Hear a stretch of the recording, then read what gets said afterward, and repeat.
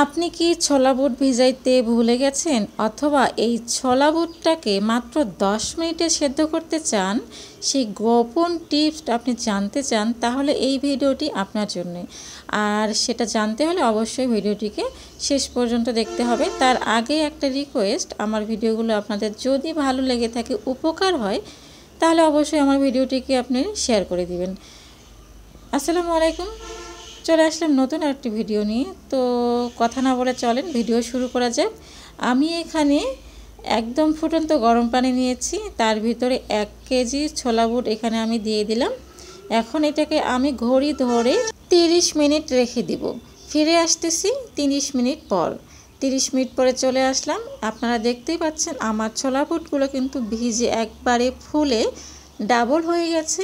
আর এটি পুরোপুরি ভিজেছে কিনা সেটা কিভাবে বুঝবেন?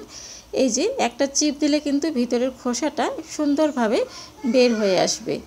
তো আমি এগুলাকে ভালোভাবে পানি দিয়ে 2-3 বার ধুয়ে নিয়েছি পরিষ্কার পানি দিয়ে।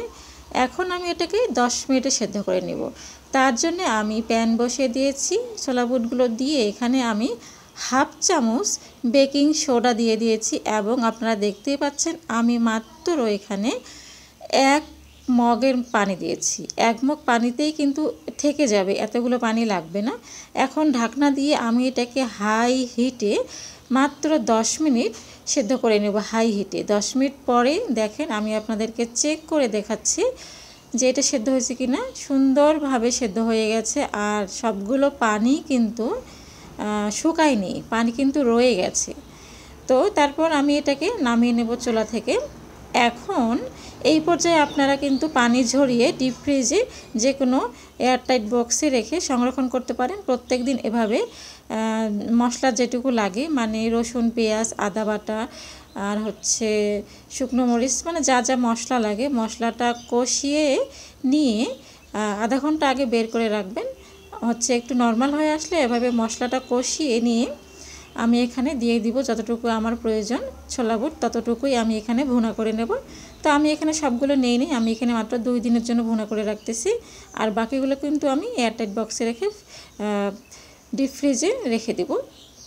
তো এই যে আজকে যেই ভিডিওটি আমি আপনাদের সঙ্গে শেয়ার করলাম, আমি এভাবে আসলে করেই থাকি। তো এইটাই আমি আপনাদের সঙ্গে শেয়ার করার চেষ্টা করলাম। কেমন লাগলো আজকে আমার এই ভিডিওটি অবশ্যই কমেন্ট করে জানাবেন। এখন আমি ছোলা বুটগুলো সাজিয়ে নিচ্ছি। আর ছোলা বুটকে আমার একটু শসা, গাজর, টমেটো, কাঁচা মরিচ, পেঁয়াজ দিয়ে খেতে কিন্তু একটু বেশি স্বাদ লাগে, ভালো লাগে।